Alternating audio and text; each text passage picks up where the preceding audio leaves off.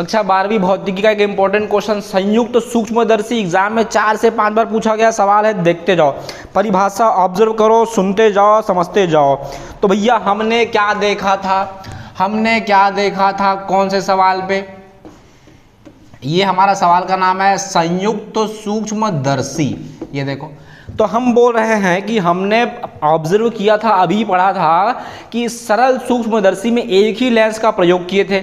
इस बार हम लोग 2 लेंस का प्रयोग कर रहे हैं, इसमें 2 लेंस का प्रयोग कर रहे हैं, 2 लेंस का प्रयोग कर रहे हैं। तो भैया ऐसा करने से उसकी आवर्धन क्षमता बढ़ जाएगा, इसका आवर्धन क्षमता बढ़ने वाला है। 2 लेंस का प्रयोग करेंगे और 2 संयुक्त लेंस का प्रयोग कर रहे हैं हम लोग। तो सामने हम लोग को परिभाषा दिखाई दे रहा है, परिभाषा हम लोग अगर 2 मार्क्स का आता है तो परिभाषा लिख के आ जाएंगे।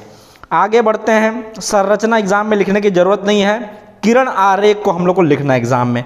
तो किरण आरेख यहाँ पे सामने दिखाई दे रहा है, इसको पढ़ लो। बाकी हम यहाँ पे सिखाएंगे, बताएंगे कि कौन सा वस्तु है, कहाँ पर प्रतिबिंब बना, वो पूरी कहानी हम लोग देखेंगे। तो यहाँ पे सामने दिख रहा है थ्योरी, उसको हम लोग वीडियो को पॉज करके देख सकते हैं, ऑब्जर्व कर सकते हैं।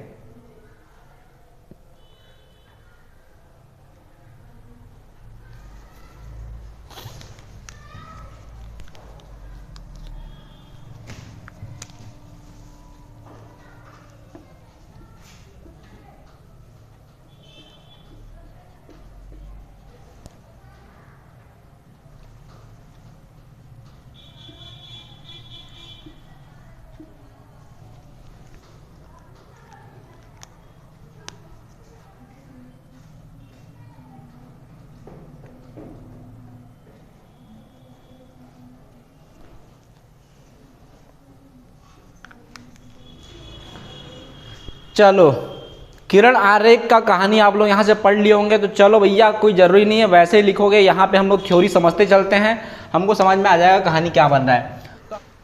चलो, जो किरण आरेख में लिखा है बिल्कुल वही बात बताने वाले हैं। तो ये हमारे पास है अभिदृश्यक लेंस, ये है नेत्रिका लेंस। जिधर नेत्र होता है उसे नेत्र लेंस कहते हैं, और ये हमारा अभिदृश्यक लेंस है। तो वस्तु ए बी जो है, वस्तु ए बी, ये अभिदृश्यक लेंस जो दिखाई दे रहा है इसके लिए वस्तु का कार्य करेगा, और इसका उल्टा प्रतिबिंब प्राप्त होता है A1 B1। तो ये जो वस्तु है ये फोकस से थोड़ा पहले रखेंगे हम लोग, और इसका प्रतिबिंब, उल्टा प्रतिबिंब प्राप्त होगा A1 B1। ये नेत्रिका लेंस के लिए वस्तु की भांति कार्य करने वाला है। लगभग फोकस के आसपास रख लेंगे इसको, इस लेंस के फोकस के आसपास रख लेंगे, और ये नेत्रिका लेंस के लिए वस्तु का कार्य करेगा, और इसका जो प्रतिबिंब बनेगा, इसका जो प्रतिबिंब होगा वो A2 B2 वस्तु से बड़ा और उल्टा प्रतिबिंब प्राप्त होने वाला है। तो ये थी कहानी किरण आरेख के बारे में। और चाहो तो डिटेल में लिख सकते हो कि भैया यहाँ पर वस्तु ए बी पहली किरण मुख्य अक्ष के समांतर जाती है, जो फोकस से होकर चली जाती है और जाकर के बिंदु A1 पर मिलती है। तो चलो हम यहाँ बना के भी दिखा देते हैं पूरी कहानी। ये देखो, ये हमारा वस्तु है ए बी, एक किरण मुख्य अक्ष के समांतर आया, फोकस से निकल गया, दूसरा किरण प्रकाश केंद्र से होकर गया, एक बिंदु पर मिला, और इस बिंदु पर वस्तु का उल्टा प्रतिबिंब प्राप्त हुआ A1 B1। ये जो प्रतिबिंब है इस लेंस के लिए वस्तु की भांति कार्य करेगा। एक किरण मुख्य अक्ष के समांतर गया, फोकस से होकर चला गया, दूसरा किरण प्रकाश केंद्र से गया। ये दोनों किरणों को पीछे की तरफ बढ़ाएंगे तो एक बिंदु पर मिलेगा, और यहाँ पर हमको उल्टा वस्तु से बड़ा प्रतिबिंब प्राप्त हुआ। संयुक्त सूक्ष्मदर्शी, सूक्ष्मदर्शी एक ऐसा यंत्र है जो छोटी वस्तु को बड़ा करके देखना है हम लोग को। तो छोटी वस्तु था, बड़ा करके देख लिया हम लोग। ये थी कहानी। अब हम लोग देखते हैं इसका आवर्धन क्षमता कैसे निकालेंगे। तो भैया सामने दिख रहा है सूत्र आवर्धन क्षमता का, देख लो, उसको ऑब्जर्व कर लो। Small m is equal to प्रतिबिंब द्वारा निर्मित दर्शन कोण और स्पष्ट दृष्टि की न्यूनतम दूरी पर निर्मित दर्शन कोण के अनुपात को आवर्धन क्षमता कह देते हैं।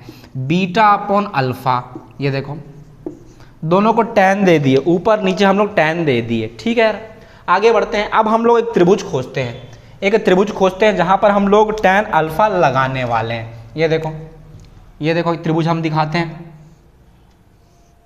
ये हमको त्रिभुज दिखाई दे रहा है, ये अल्फा दिखाई दिया, ये ए बी और ये ओ। तो इस त्रिभुज में ये रफ में बनाएंगे, एग्जाम में फेयर में नहीं बनाएंगे, रफ में बनाएंगे।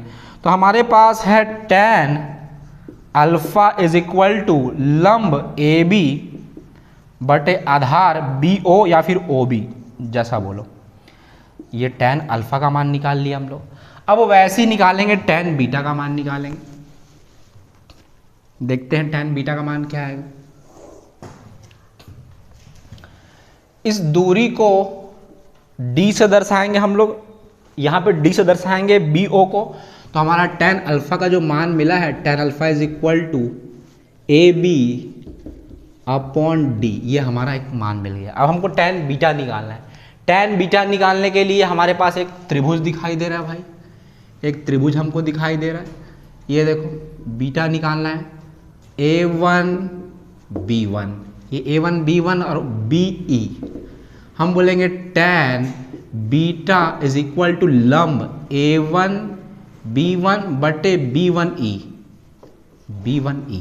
ये देखो कितना आसान था ये। तो भैया हमने tan अल्फ़ा निकाल लिया, tan बीटा निकाल लिया, दोनों मानों को समीकरण 1 में रख देते हैं। तो हम लिख देते हैं कमेंट कि ये दोनों मान को हम रखने वाले हैं समीकरण 1 में, दोनों मान को रखेंगे, रख देते हैं हम लोग। Small m is equal to tan beta का मान ये दिखाई दे रहा है A1 B1 बटे B1E, पूरे के बटे में tan अल्फ़ा का मान हमको ये दिखाई दे रहा है, tan अल्फ़ा का मान ये दिखाई दे रहा है AB अपॉन D।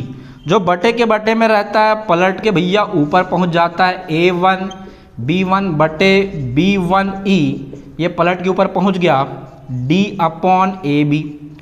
थोड़ा व्यवस्थित करके लिखते हैं इसको, थोड़ा व्यवस्थित करके लिखते हैं। इसको यहाँ पे लिख रहे हैं हम और इसको यहाँ पे लिख रहे हैं। लो भाई, small m is equal to A1 B1 upon AB into D upon B1E। अब दो त्रिभुज निकालना है हमको, दो त्रिभुज सेलेक्ट करेंगे।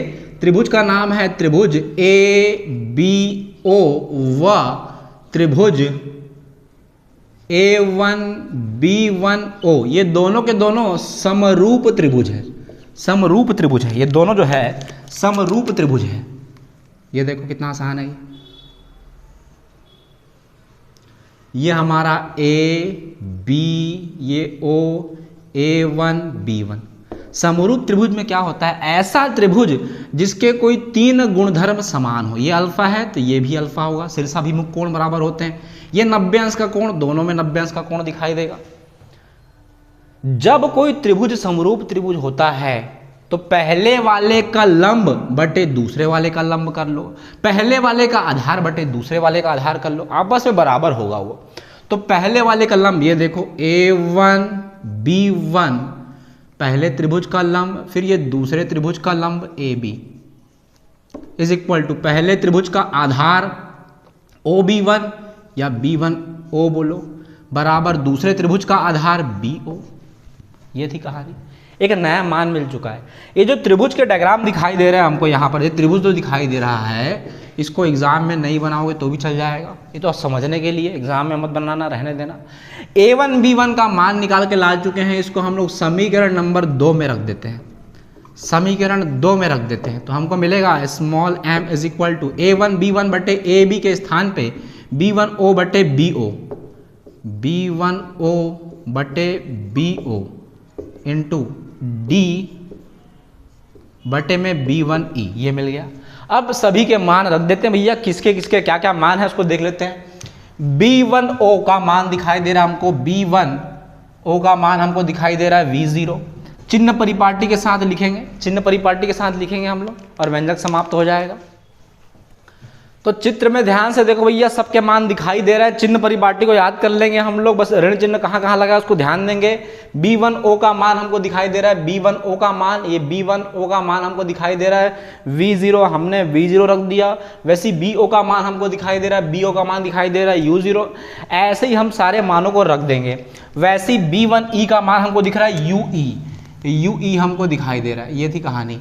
तो सभी मानों को रख दिया हम लोग और ये हमको रिक्वायर्ड व्यंजक प्राप्त हुआ।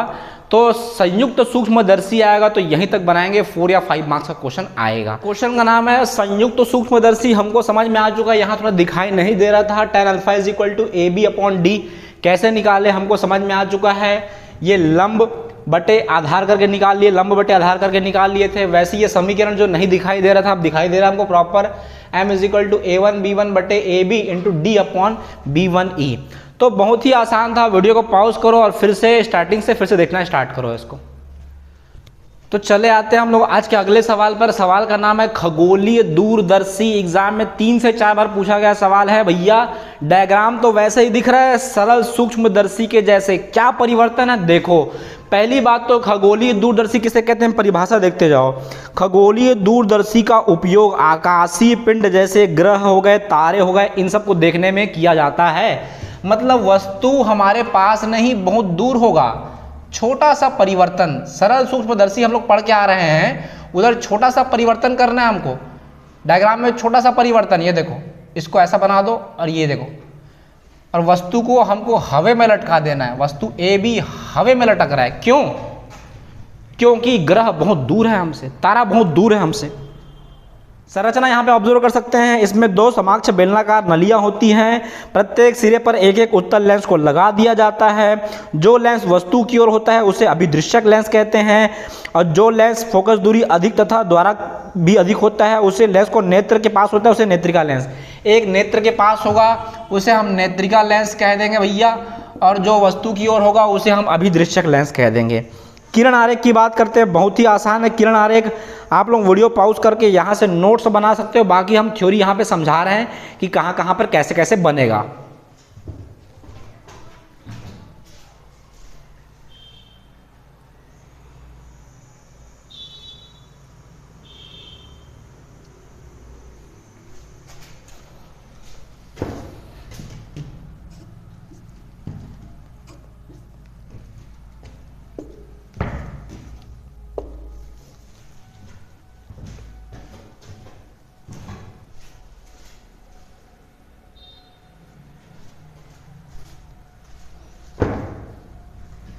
तो चलो थ्योरी पढ़ना स्टार्ट करते हैं। तो हमारा जो वस्तु है वो रखा गया है, बहुत दूरी पे रखा गया भैया। खगोलीय पिंड है, वस्तु ए बी से आने वाली किरणें जो अभिदृश्यक लेंस है उस पर अल्फा कोण पर आपतित होगी, और इसका जो प्रतिबिंब प्राप्त होगा A1 B1 पर प्राप्त होगा, A1 B1 पर उल्टा प्रतिबिंब प्राप्त होगा। और ये हम एडजस्ट ऐसा करेंगे कि A1 B1 जो है नेत्रिका लेंस के प्रकाश केंद्र और मुख्य फोकस के बीचों बीच बने। अब इसका जो अंतिम प्रतिबिंब प्राप्त होगा A2 B2 पर उल्टा और बड़ा प्रतिबिंब प्राप्त होगा, ताकि हम दूर से जो हम उपग्रह या ग्रह देख रहे हैं उसको हम बड़ी आकृति में देख सकें। तो थ्योरी आप लोग वीडियो को पॉज करके यहाँ से नोट डाउन कर सकते हो। आगे बढ़ते हैं। आवर्धन क्षमता का सूत्र यहाँ पे दिखाई दे रहा है। सभी सवाल में आवर्धन क्षमता का सूत्र वही रहता है, m is equal to beta upon alpha. Theory यहाँ पे सामने दिखाई दे रहा है, बता चुके हैं ऑलरेडी हम लोग। तो हमारे पास m is equal to beta upon alpha है, दोनों को tan दे दिए और हमारा समीकरण 1 आ गया। अब हम देखते हैं एक त्रिभुज यहाँ देख रहे हैं जहाँ पे लगाने वाले हम लोग tan अल्फा लगाने वाले हैं। ये देखो भैया, ये A1 B1 और ये हमारा O है। यहाँ पर जो अल्फा कोण बन रहा है इधर भी अल्फा कोण बनेगा। ये देखो अल्फा कोण बना। हम बोले tan alpha is equal to लंब A1 B1 लंब बटे आधार B1O। ये देखो tan अल्फा का मान निकाल दिए। ये त्रिभुज को देखो ध्यान से, यहाँ तो त्रिभुज नहीं बन रहा था इसलिए शीर्षाभिमुख कोण आपस में बराबर होते हैं। शीर्षाभिमुख कोण किसे कहते हैं? कैंची की आकृति, इधर अल्फा है तो इधर भी अल्फा होगा, बस हो गया। यहाँ पर हम निकाल लिए tan अल्फा लंब बटे आधार। लंब है A1 B1 बटे आधार है B1O। अब निकालेंगे tan बीटा, अब निकालेंगे हम लोग tan बीटा। तो ये tan बीटा निकाल लेते हैं भैया। tan बीटा के लिए हमारे पास एक त्रिभुज है, त्रिभुज देख लो कौन सा है। ये देखो त्रिभुज हमारे पास दिखाई दे रहा है, A1 B1 और ये E है। यहाँ पर बीटा लगाएंगे। tan beta is equal to लंब है A1 B1 बटे आधार है B1E। ये आधार हमको दिखाई दे रहा है। अब क्या करेंगे यार, अब क्या करेंगे? क्या दोनों मान को समीकरण 1 में रख लें? दोनों मान को समीकरण 1 में रख लेते हैं।